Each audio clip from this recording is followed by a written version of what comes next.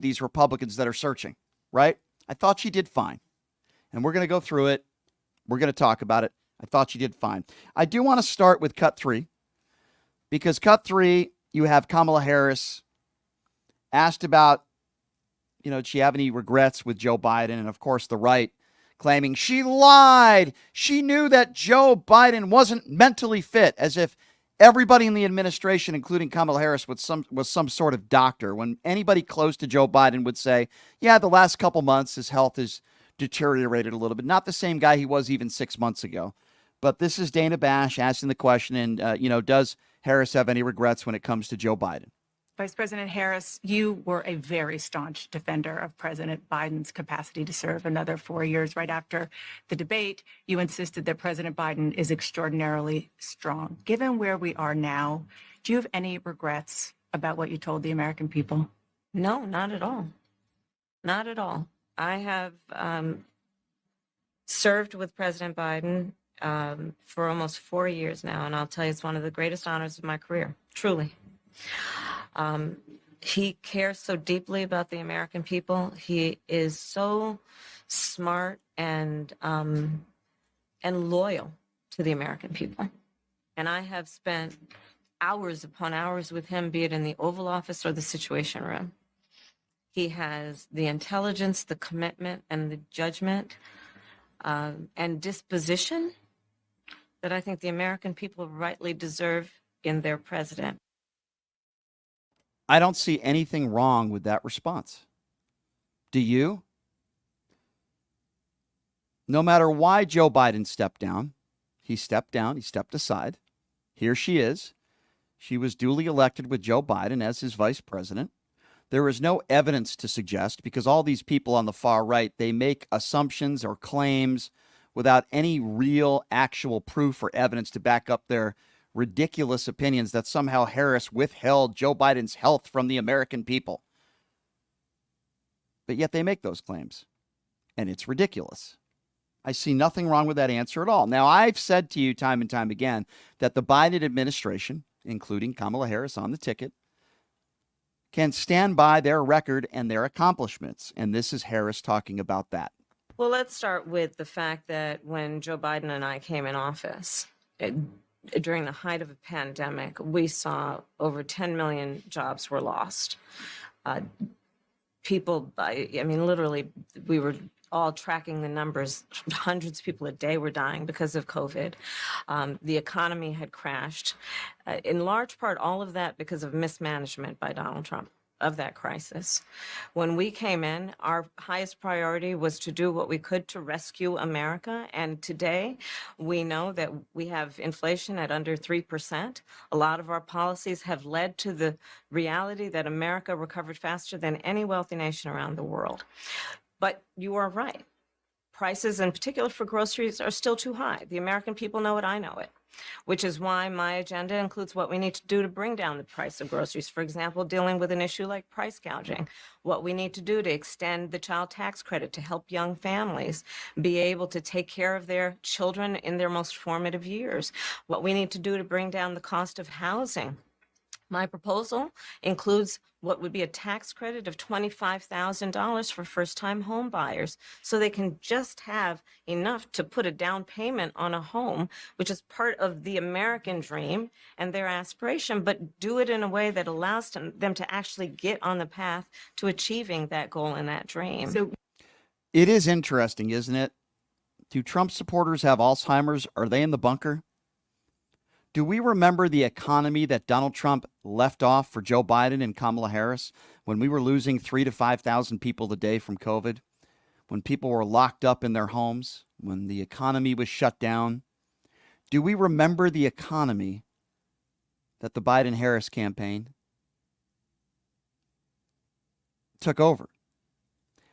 And Harris is 150% correct when she says we need to compare ourselves to some of the richest other countries in the world. We're doing better than all of them. Our economy's doing better. Inflation is under 3%.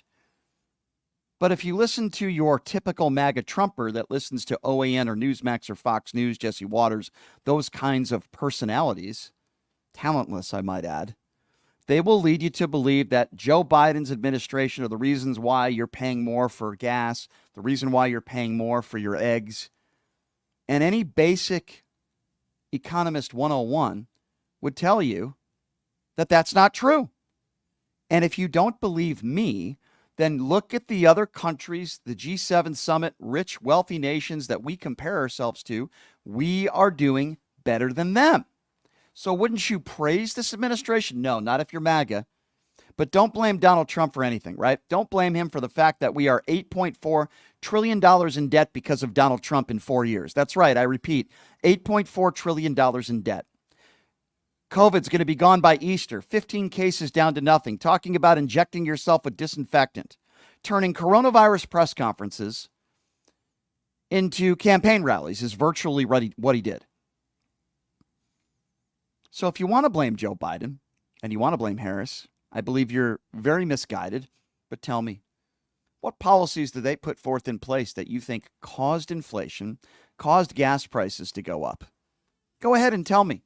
I'd love to hear.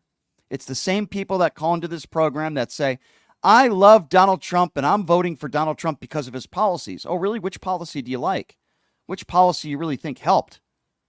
And I had a guy call in the other day who said he gave money to black colleges. Well, you see, it was Barack Obama that started doing that under his administration, and Donald Trump kept it going. But you see, when Harris at a campaign rally talks about possibly no taxing on tips, they say, oh, you copied the Trump administration. You copied a policy. First of all, Trump never implemented that. He just said it in a few rallies. You're copying him. But when Donald Trump does it, it's not copying at all. Just give him credit for it, even though it was the Obama administration that helped fund black colleges. I do find that to be very interesting. Now, Dana Bash, who I'm not a huge fan of, okay, I don't think she's great. I wish they found somebody else at CNN to do these interviews, to be quite frank with you.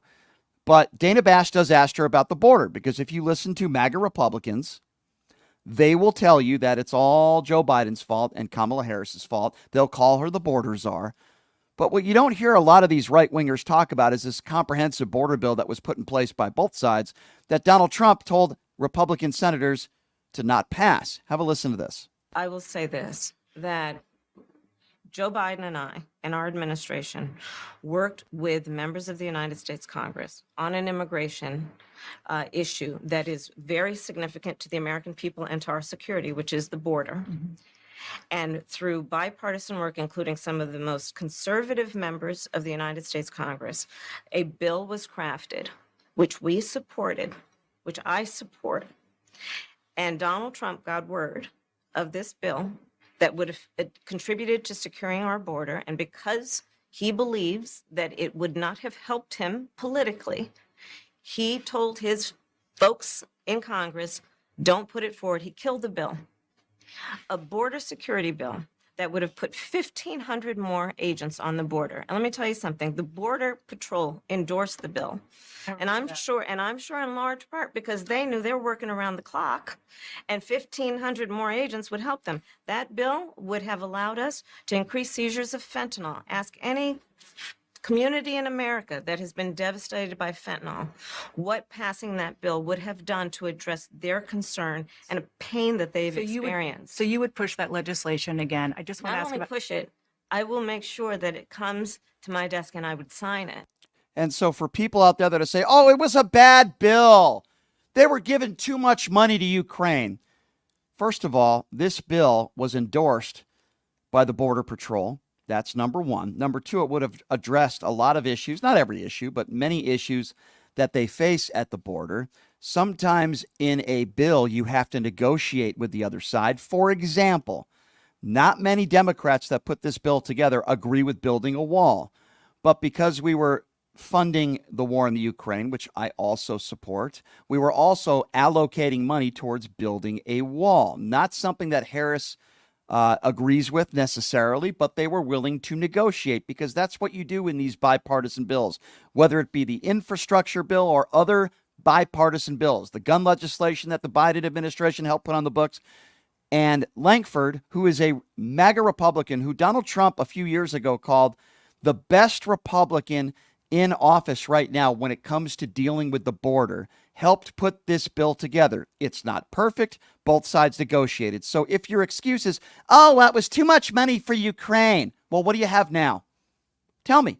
What do you have now? You don't have a bill in place, and those same issues that we had on the border then, for the most part, we still have now, because Donald Trump took his little orange fingers and he picked up the phone and he called these Republican senators and he said, don't pass this bill. He didn't say don't pass the bill because it's too much money we're giving to Ukraine. He said don't pass the bill unless it's perfect. We don't want Joe Biden to look good. It's very simple, ladies and gentlemen. Donald Trump and many of these MAGA Republicans don't care about the border. They don't care about you. They don't care about me. All they care about is remaining in power. All they care about is looking good. And God forbid, if a bill that passes makes the Democrats look good, they don't care about the country. They just care about remaining in power and that little R next to their name. That's exactly why Donald Trump picked up the phone, because the only person he cares about is himself. And for those of you out there that say, oh, well, this interview had nothing to do with policy. This interview had nothing to do with her plan. You're biased and you have no idea what you're talking about. There was plenty of meat in this interview, and this cut proves it right now. This is Kamala Harris talking about what she would do on day one when she becomes president of the United States. So what would you do day one? Day one, it's going to be about, one, implementing my plan for what I call an opportunity economy. I've already laid out a number of proposals in that regard, which include what we're going to do to bring down the cost of everyday goods, what we're going to do to invest in America's small businesses, what we're going to do to invest in families. For example, extending the child tax credit to $6,000 for families for the first year of their child's life, to help them buy a car seat, to help them buy baby clothes, a crib.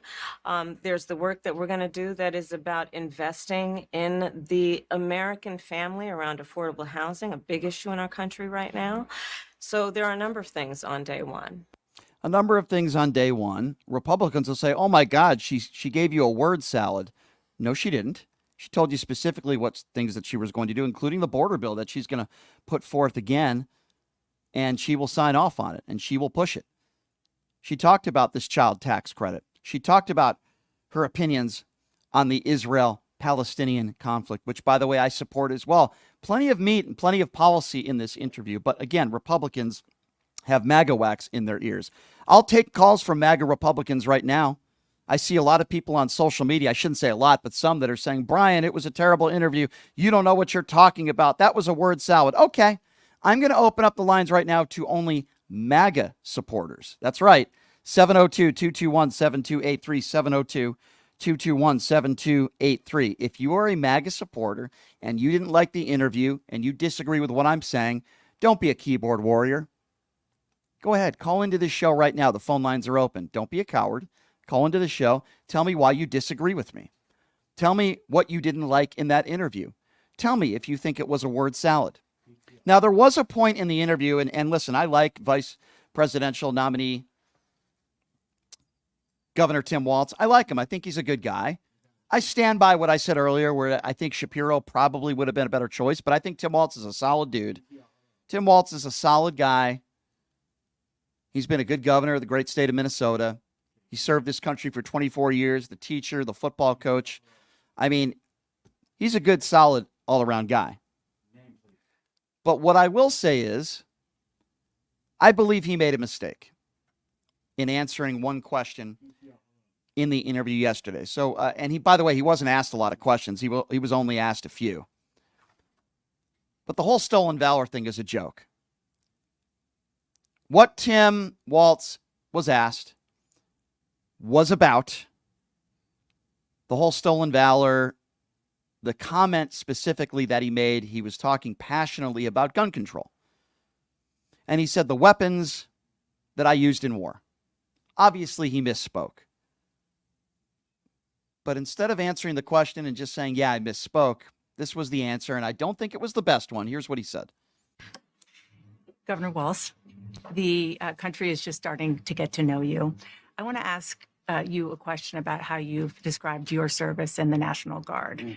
You said that you carried weapons in war, but you have never deployed actually in a war zone. A campaign official said that you misspoke. Did you? Well, first of all, I'm incredibly proud. I've done 24 years of wearing the uniform of this country. equally proud of my service in a public school classroom, whether it's Congress or the governor. My record speaks for itself, but I think people are coming to get to know me. I speak like they do. I speak candidly. I wear my emotions on my sleeves, and I speak especially passionately about our children being shot in schools and around guns. So I think people know me. They know who I am. They know where my heart is. And again, my record has been out there for over 40 years to speak for itself. And the idea that you said that you were in war, Yeah. did you misspeak as the campaign has said? Yeah, I said we were talking about, in this case, this was after a school shooting, the ideas of carrying these weapons of war. And my wife, the English she told my grammar is not always correct. But again, if it's not this, it's an attack on my children for showing love for me, or it's an attack on my dog. I'm not going to do that. And the one thing I'll never do is I'll never demean another member's service in any way. I never have, and I never will. All right. So listen, a lot of the things he said, I agree with. I just think there was probably maybe a better way to answer the question. He misspoke. And then we can move on. Now, if the guy 30 times over in the last year said that he served and he was at war and he was carrying these weapons at war, then that would be a different situation. He didn't just misspeak. Just say, hey, listen, I misspoke. I was talking passionately about guns, which, by the way, I'm totally on the same side of Tim Walz on, and for the most part, Democrats across the country. I just, you don't need to talk about how, your wife corrects your grammar. And I also don't like him when he says, listen, the people know me. Well, no, we kind of don't. I've learned a lot about you over the course of the last month. We're still learning more about you, Tim, Governor. So I really didn't like that answer, but let's be honest. This interview wasn't really about Tim Walz. This was about Kamala Harris doing her first interview. The guy sat there. It's fine. And he was asked a few questions, but this was about Kamala Harris. And I thought she did just fine. And again, this is one of the fundamental differences, and there's so many of them, between Kamala Harris and Donald Trump. Family. Talking about family, moments that you cherish. And listen to this. This was towards the end of the interview, Harris talking about a member of her family. And Madam Vice President, the photograph that has gone viral. You were speaking, one of your grandnieces that you were just talking about was watching you accept the nomination. You didn't explicitly talk about gender or race in your speech, but it obviously means a lot to a lot of people, and that viral picture really says it. What does it mean to you? I am running because I believe that I am the best person to do this job at this moment, for all Americans, regardless of race and gender. But I did see that photograph, and I was deeply touched by it. And you're right, it's the back of her head, her two little braids, and then I'm in the front of the photograph, obviously speaking. And it's very humbling. It's very humbling in many ways. Did she talk to you about it afterwards? Oh, she had a lot to talk about. She had a lot. She listened to everything, and she listens to everything. Give you your hot takes? Oh, yeah, definitely. Madam Vice President, Governor Walz, thank you so much for your time. Appreciate it. Thank you. for having Thank you. us. Okay, so there you go. A nice moment, a family moment. And we all know what happened with Tim Walz's son, Gus. A nice moment, you would think, between a father and a son that very much love one another. I thought it was overall a decent interview. I'll get to what I think Kamala Harris should do next. And I know that former presidential